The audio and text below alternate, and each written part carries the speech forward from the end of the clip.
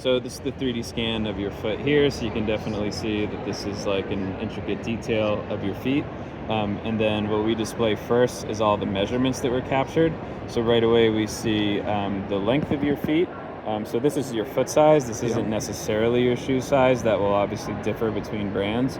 But as I go through each measurement, it will adjust to show me where that measurement was taken.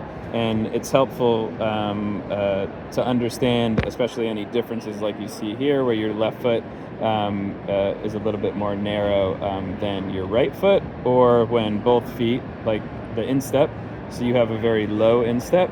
Yeah. So if there are shoes that have more depth to it, you might find little tricks in lacing or different types of sock that kind of fill some of that space.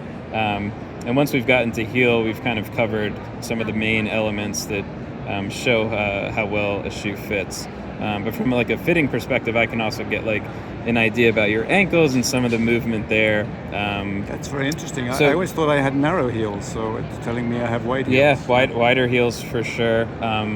We provide insights where we basically take those measurements and we break it down in simpler to understand wording Yeah. and kind of what that means. So we do that for all of these main sections of length, width, instep, and heel width. And then finally, we can look at a store's inventory and provide product recommendations for anything that they have in store. So that could be trail shoes, it could be spikes, it could be road shoes. We can. So those are recommended shoes that it just showed me, or? Yep. Yeah. And it'll adjust on recommended size or width based on what we know about how that particular shoe fits.